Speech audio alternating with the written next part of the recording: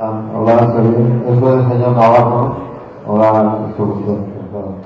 Encantado, mucho gusto. Hombre, alcalde.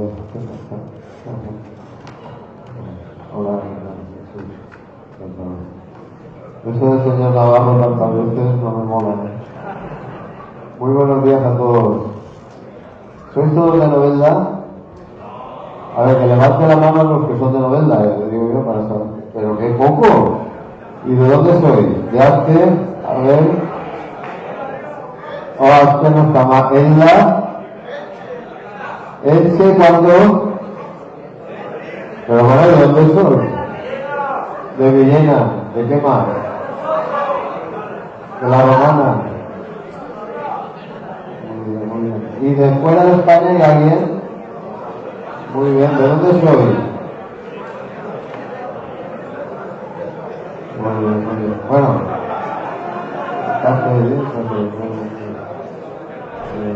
Jorge, muchas gracias por presentarme.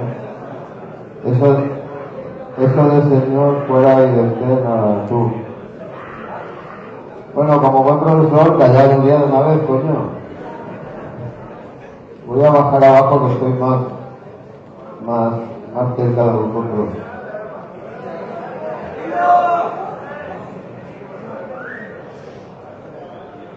Bueno, empezamos. Ahí veis a Carmencita. La historia de Carmencita es la historia de muchas empresas de Novelda, porque Novelda, esta foto es de 1900. Voy a empezar ya directamente. Empezamos con bromas. Bueno, me han dicho que estudiáis temas de mecánica,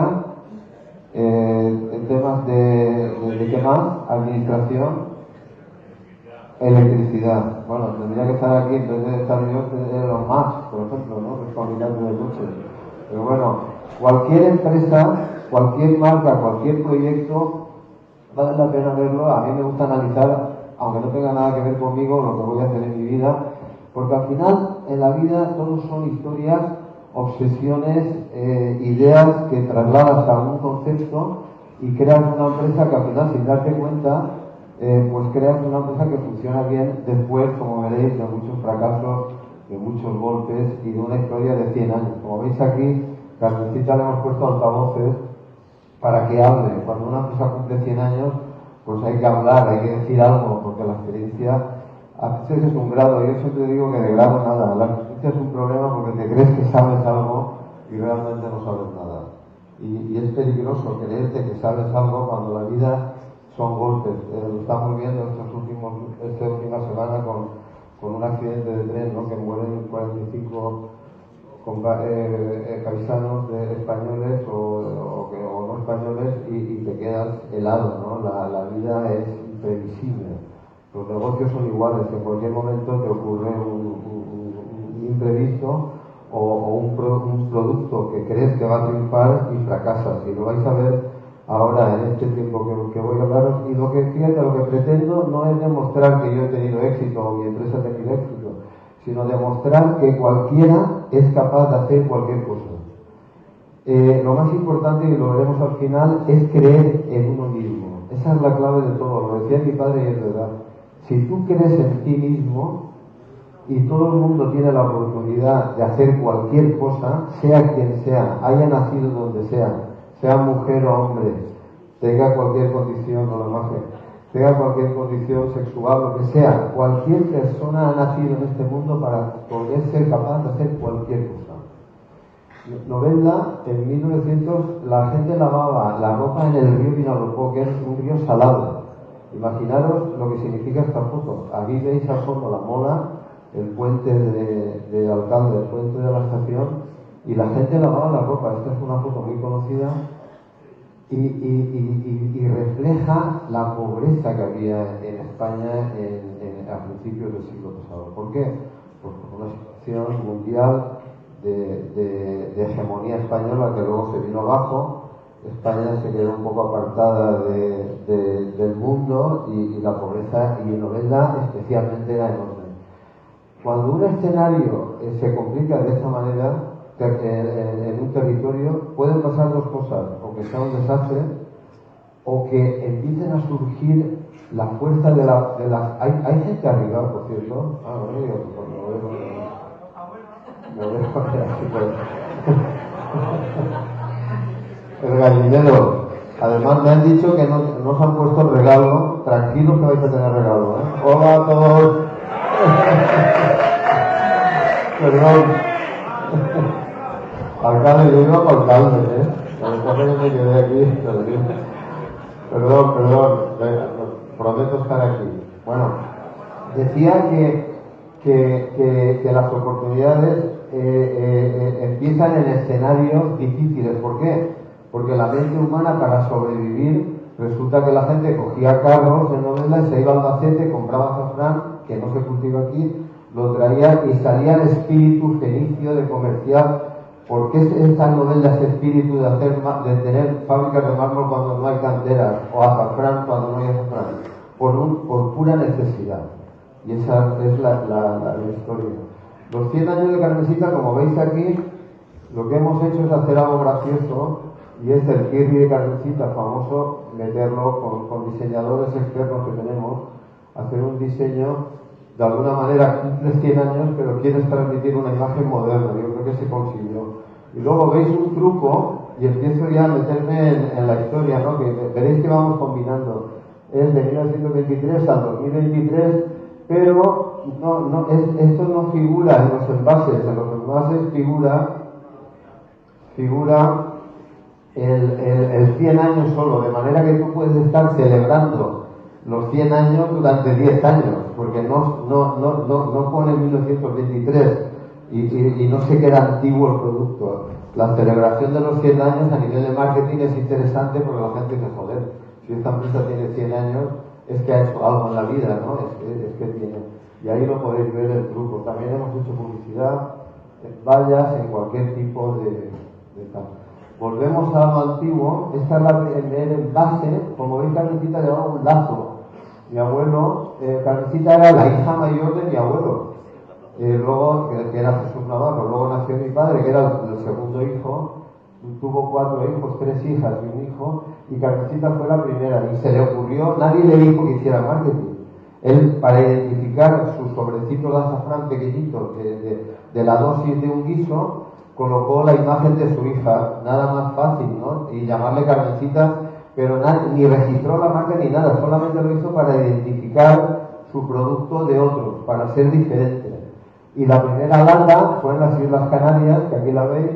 Esta es la primera lata que hay, este es su nombre, y esta es de 1920, y como veis todavía Carmencita no llevaba el sombrero color. Es curioso, hemos conseguido esta lata a través de internet, porque no teníamos ninguna, es curioso. Luego ya vino en 1926 la foto con mi tía. Cuando se hizo la foto, mi padre está aquí, se puso a llorar, era el hermano pequeño, y le tuvieron que hacer una foto a él con el sombrero, ¿no? Son historias familiares que te das cuenta que todo nace de una manera muy humilde, muy sencilla. Como veis, Carmencita es la imagen de mi tía, que murió en el 2006, era una mujer muy humilde, hacía las magdalenas en el horno de al lado. En la época de la Guerra Civil, mi abuela Carmen, ella todavía no, bueno, sí, había nacido, era pequeña, las puertas se abrían a la gente porque el negocio ya funcionaba, la gente lo pasó muy mal en la Guerra Civil y mi casa pues siempre estaba abierta. Tenemos ese concepto que luego hemos heredado afortunadamente todas las generaciones. Nuestra casa siempre está abierta. Como veis, Carmencita se convierte en un icono, en un logo, pero si las ponemos juntas es muy parecido. Veis que no perdemos la esencia, ¿no? de la marca, aunque luego se convierte en un logo para reproducir en millones de ocasiones y millones de envases. Yo me llamo Jesús Navarro Alberola. Esto es curioso porque la casualidad converge en mí y en mis hermanos el llamarme Jesús Navarro y el segundo apellido Alberola. Mi abuelo materno era la familia Alberola, Manuel Alberola y Antonio Alberola, que era mi abuelo, y se dedicaban a exportar azafrán de Novelda al mundo, como muchas empresas, como contaba antes, en Novelda. ¿Qué pasa? Que hacía cajas de 50 kilos y las vendían en la India y en Japón. Esta es una foto de la India, de mi abuelo en Japón, de Manuel Alberola, con toda la familia, con niños pequeños en la India o en Japón. Viajaba en 1912, viajar a Japón a través del Transiberiano, que recorría, era un tren que recorría toda Siberia, hasta llegar a Japón. O sea, era un hombre, hizo una fortuna, era un burgués de la época y era la familia de mi madre. Por supuesto, mis padres no habían nacido, pero la casualidad hace que se conocieran. Este es mi abuelo Antonio y mi abuelo Jesús Navarro, que era más joven, que está aquí, con un cliente hindú, Manjeska Sinha, que recuerdo el nombre, yo no lo conocí, por supuesto. Entonces la casualidad hizo que se conocieran. Y mi abuelo Jesús nació en una familia muy pobre, eran 8 hermanos, recogía boñigos de las calles, porque la familia pasaba hambre en esa época. 8 hermanos y mi abuelo con 6 años ya trabajaba. Entonces, mi abuelo Antonio Averola era burgués, como digo, mayor, era una familia rica, y le hacía gracia el ímpetu que tenía mi abuelo. Y le dejaba azafrán, y mi abuelo, por supuesto, en vez de ir a Japón o la India, se iba como muy lejos a Murcia a venderlo. Mi abuela Carmen era en la fábrica, hacía las carteritas, los sobrecitos de papel a mano de azafrán de una dosis, y le puso la marca Carmencita. Claro, ¿qué pasa? Os preguntaréis, bueno, ¿cómo está hoy, en 2026, la cosa? Pues mi abuelo Averola, desgraciadamente, la empresa cerró, aparte de morir, que murió joven en el 63, yo lo conocí, yo tenía 4 años, aunque parezca que no, mentira, tengo 67 años, o sea, soy un abuelo total. Lo que pasa es que la fachada intento tal, pero la profesión va por dentro. Entonces, ¿qué pasa? Que desapareció. ¿Por qué desapareció la empresa? Porque no hizo marca. Vendía a granel 50 kilos, 60 kilos, otro apareció, vendía la misma calidad, como no identificó su producto, no logró llegar a la mente de los consumidores, de manera que el negocio se fue perdiendo por la competencia, porque otros competidores hacían la misma calidad. Creó marca mi abuelo a través de Carmencita. El valor de la marca, la lección muy importante. Esto es lo que dice Philip Kotler, es si no eres una marca, eres una mercancía. Y si eres una mercancía, cualquiera lo puede hacer y tú desapareces. No tienes ninguna asadez, no puedes cogerte a ninguna cosa si no eres una marca. El valor de la marca. Aquí tenéis un salmón con alas. No sé lo que significa, pero os gusta, ¿verdad? Después de hablar tantas cosas serias. Aquí veis a mi abuelo Jesús. Me gusta mucho esta foto, y mi abuela Carmen era una pareja de enamorada. Mi abuela era muy familiar, ¿no? Éramos casi 30 nietos y nos acogía. A cada uno lo miraba de una manera diferente. Era como si tu abuela fuera solo para ti, cuando éramos 30, ¿no? Entonces tenía ese sentido. Y luego mi abuelo, si veis los ojos, pues eran unos ojos de listo, ¿no? De haber pasado necesidad y de esa lucha, de esa obsesión por ser algo en la vida, por trabajar para ti mismo. Él lo único que quería era trabajar para él, no depender de un jefe. Y eso le obsesionaba. Y ese trabajo duro, esa obsesión le hacía trabajar de manera incansable. Se levantaba a las 5 de la mañana, se dormía a las 11, viajaba, se iba a las Islas Canarias en barco. Era un hombre sacrificado, y todo por esa obsesión de ganarse la vida, ¿no? Es lo que hace crear una empresa cuando tú tampoco tienes esa idea de crearla, pero al final la creas, ¿no? Yo le preguntaba, lo conocía mayor, me tomaba un vino con él, yo, abuelo, ¿cómo hiciste eso de Carmencita? Y con el garrote siempre me decía, yo qué coño no sé. Y es una buena respuesta, porque la vida a veces tú le preguntas a Elon Musk, oye, ¿cómo has hecho Tesla? Y te dice, yo qué sé, porque hice un coche eléctrico. La vida es así, ¿no? Te va llevando a etapas que vas entrando, te vas arriesgando. Hay que ser inconformista completamente para lograr algo. No hay que tener miedo a equivocarte, a tener errores, siempre que aprendas de ellos. Claro, no te hundes.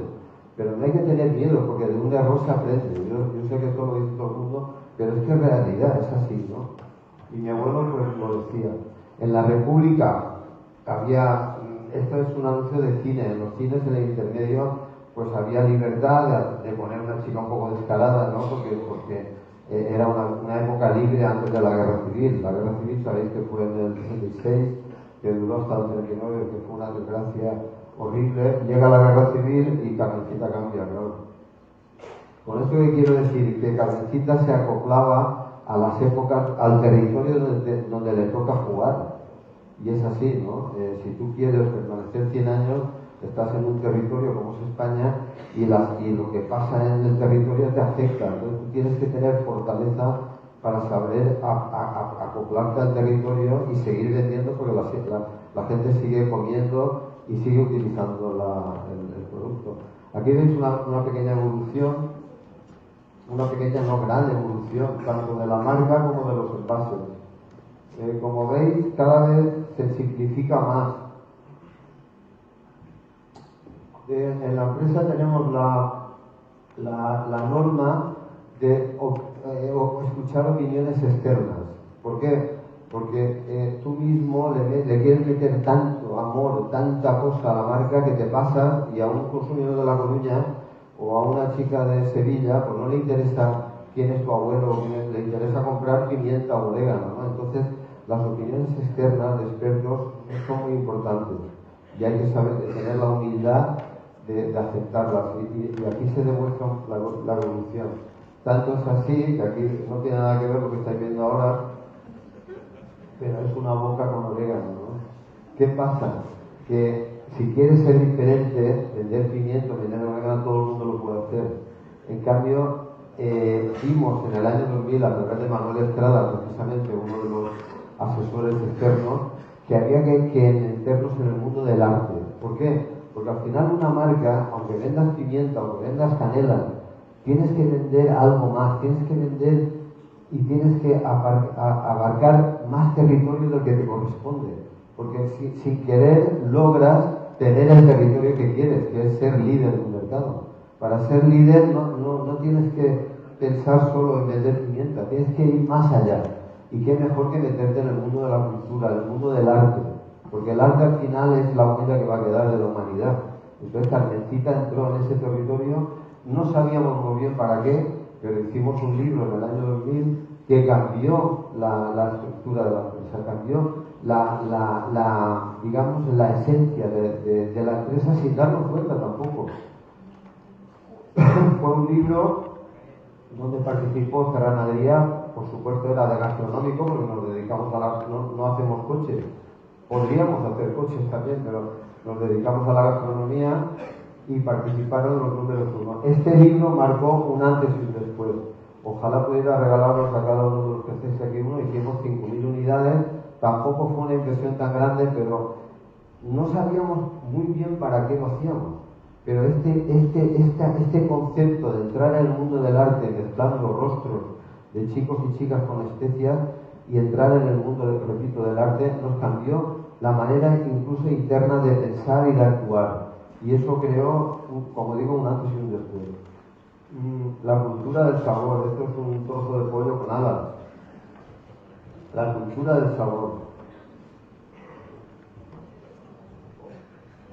Más valor, claro que sí.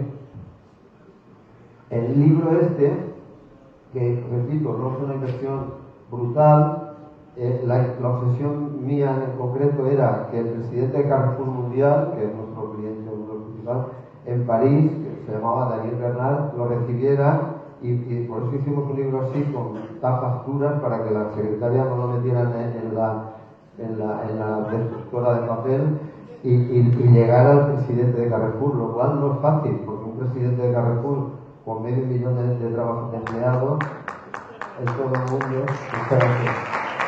Gracias, Willy. Este es el libro. No lo pongo como ejemplo de éxito, lo pongo como ejemplo de lo que es pensar en algo que no te va a reportar un beneficio inmediato.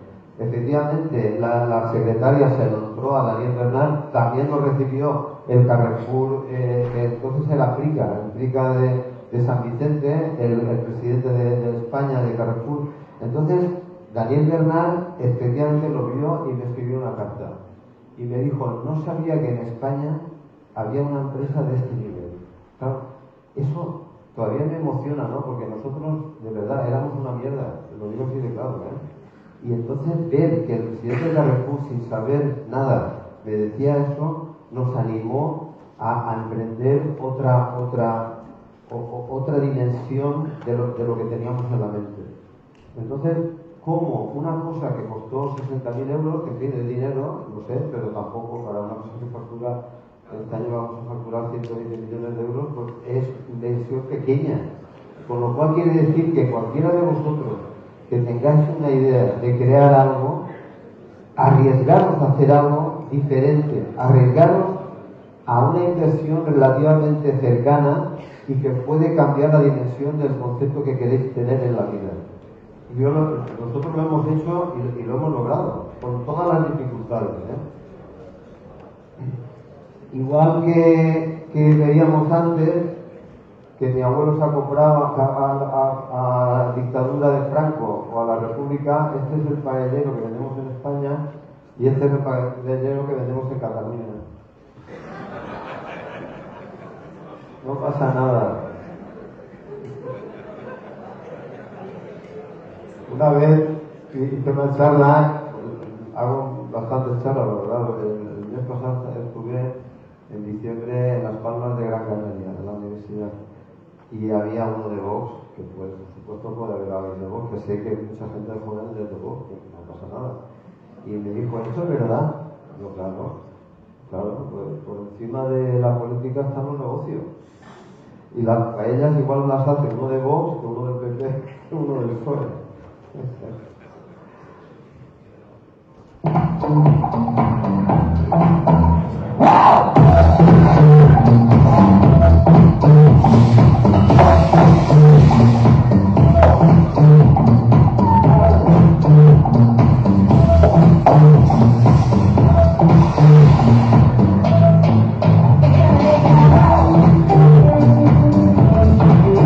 Bueno, voy cortando los vídeos. Al final, el tema de la comunicación moderna, de redes sociales, que vosotros controláis también y que yo controlo tan mal.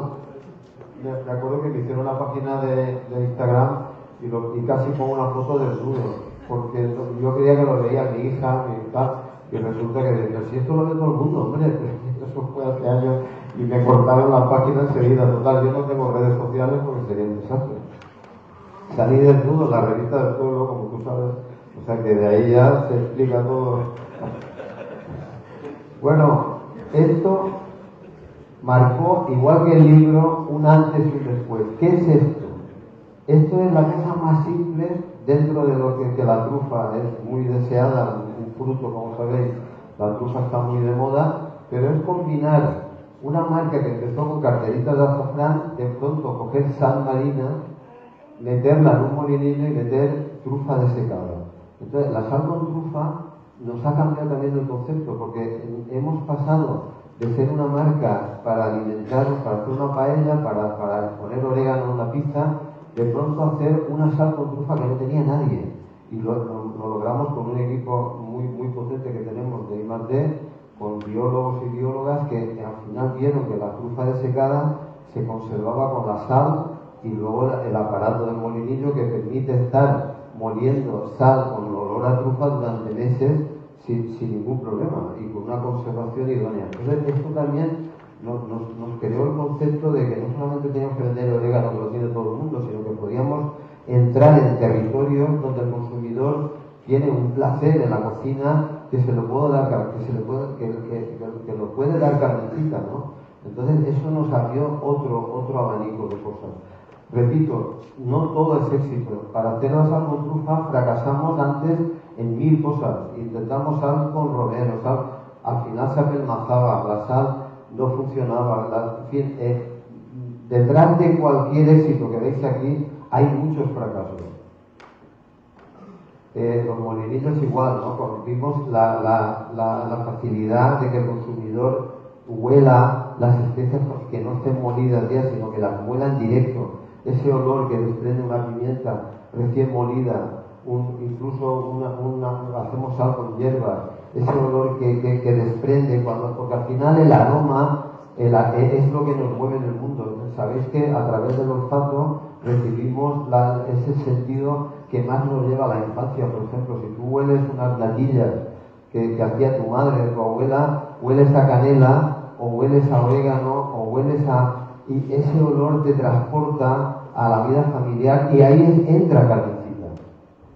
Entramos en ese mundo de emoción, de sentimiento, de recuerdos y nos aprovechamos de eso, lógicamente.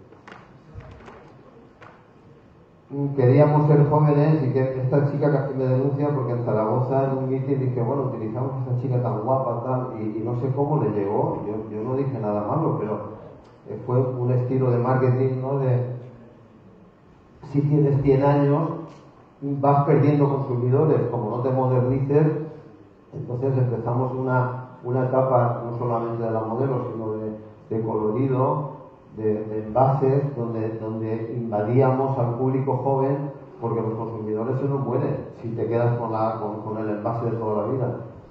Y esto fue para mí un producto especial de 1923. A veces haces productos no para vender. Estás ahí, ponte aquí, hombre. Me sabe mal verte aquí. Ponte aquí que te vea la gente. ¿Cómo te llamas? ¿Cómo te llamas? Es que lo estoy viendo ahí. Me sabe mal verte. ¿De dónde eres? De Monforte, coño. Yo pensaba que ibas a ser de Polonia.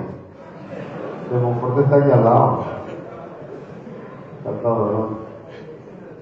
Después salimos y empezamos a hacer publicidad en el Ola. Este Ola que se casó esta Tamara, que la verdad es que es más tonta que ninguno,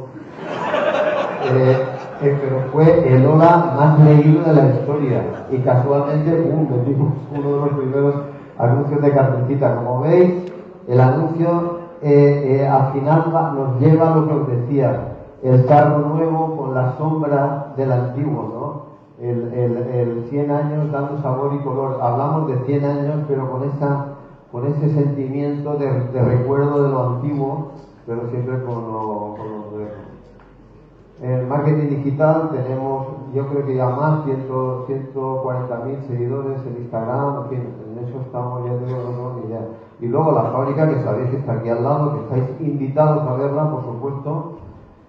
Yo las promesas las cumplo, igual que vais a tener el regalo, tranquilos, los de arriba. La fábrica, os invito, con Vicky, está aquí mis compañeros de marketing, organizamos visitas la inauguramos dentro de 3 meses todavía, o 4, completa, y os invito a verla. La fábrica es como la